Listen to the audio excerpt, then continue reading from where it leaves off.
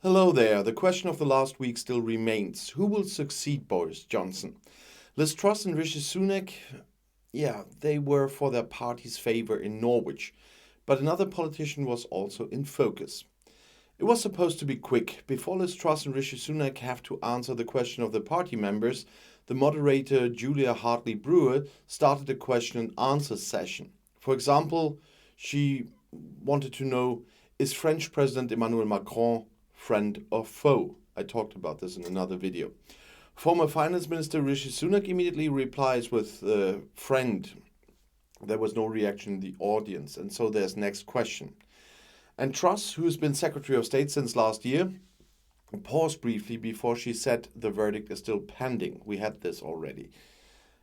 But the announcement fits. The Brexit-loving Tory audience applauded. And after all, disputes between the countries have flared up again and again since the EU exit.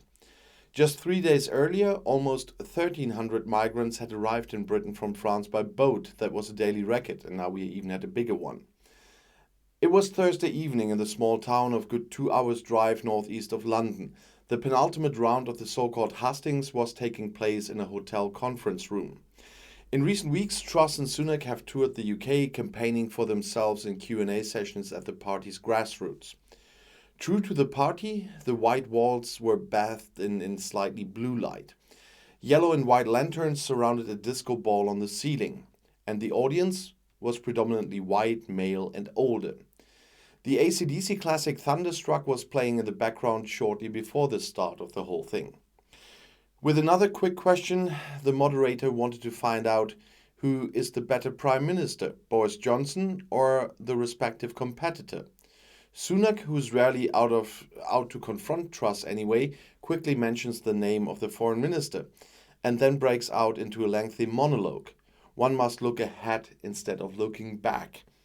After all, they are still on the same team. Truss is shorter in her answer. She just says Boris Johnson. Presenter Hartley-Brewer widened her eyes, by the way, at that one. It's the quick questions that not only provide the most surprising answers on that evening, they also showed the decisive difference between the candidates. Truss knows how to caress the soul of the Conservatives, while Sunak tends to have the whole country in view, and this is probably one of the reasons why he will lose the race for party leadership and Downing Street. Just days earlier, a YouGov poll showed that 55% of party members think it was a mistake to urge Johnson to resign. In the same survey, Truss was forecast to have a lead of more than 30 percentage points over Sunak. With their election, the more than 160,000 Tory members will decide who will not only replace Johnson as party leader on September 5th, but will also become the next British Prime Minister on September 6th. However, if you ask around at the party base in Norwich that evening, you could find many undecided, even though Truss constituency is in the region. When the presenter asked at the beginning who has not yet cast their vote, almost half of all hands in the room went up. No fewer arms remain in the air as the question follows who hasn't decided who to vote for yet. The one person is called Graham, and that's one of the many undecided. He has a beard, short hair, a sweater over a striped shirt. Overall, it's a tight race between the opponents. Both Truss and Sunak are admirable conservatives and good choices, he said. On closer inspection, however, he tends slightly towards Sunak. He explains in front of the hotel to the German press agency when the event is over. His party must ask itself, who can best represent Great Britain in this difficult situation? His answer would probably be Rishi. His first task as Prime Minister must be to deal with the cost of living crisis. But environmental protection must finally move more into focus as well. And Graham's advice is, you should listen to Sebastian Vettel more. The German Formula One driver who works for the British racing team Aston Martin has discovered climate protection for himself in recent years. And Shuna, an older woman with graying hair, classifies the opponents as follows in the foyer of the hall. Sunak is probably the candidate who thinks more nationally. Truss, on the other hand, often looks beyond the British borders because of her office and ignores what she sees. That's what I say. That impresses her because she herself has Scottish and Irish roots. But who would you vote for? More likely Rishi, because he would care more about the environment, she said. So it's quite split what the German press agency found there. At that night, however, the overarching theme was the exploding cost, and also the one where Sunak and Truss differ the most. At more than 10%, inflation on the island is the highest it has been in almost 40 years. The statutory price cap for electricity and gas has already been increased significantly. And both in terms of inflation and energy prices, analysts assume that the development is far from over. Truss wants to counter this with tax cuts.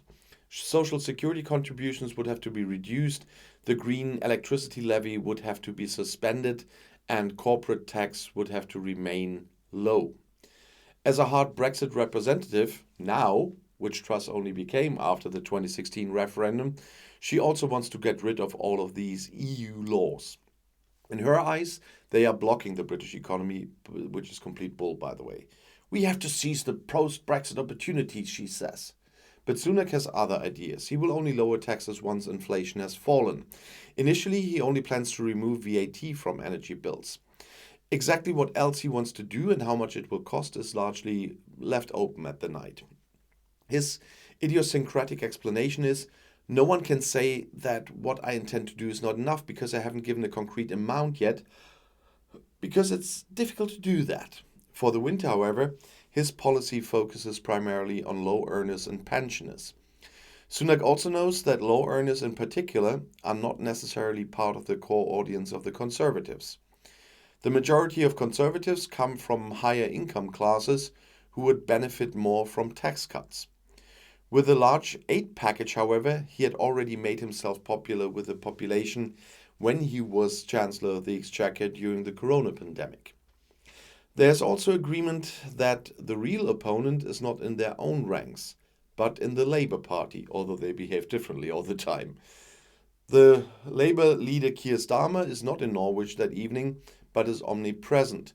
Both Truss and Sunak have placards advertising that they will beat Labour in the next general election. You wish.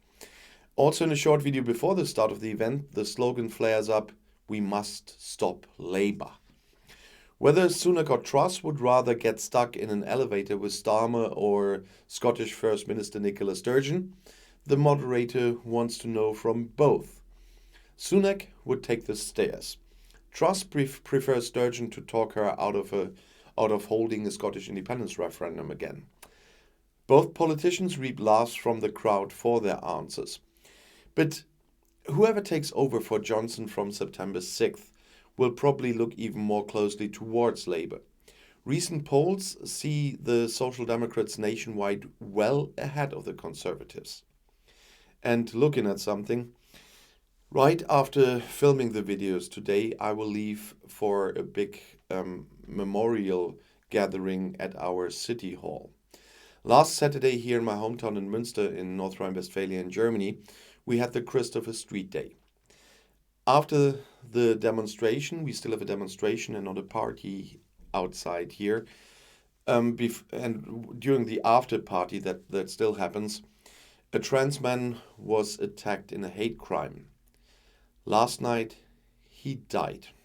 And if you do understand some German, on my queer channel today, there will be a video in German about the whole circumstances of what happened on Saturday and since then. So you might want to have a look. It's 12 p.m. CET on Queer Views.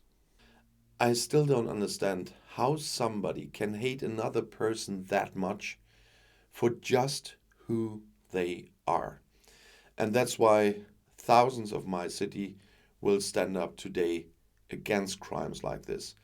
The only hope I have now is that the police is doing their job, and with all the footage they are asking for from that day, will find the perpetrator. I'll see you in my next video. I'll be back.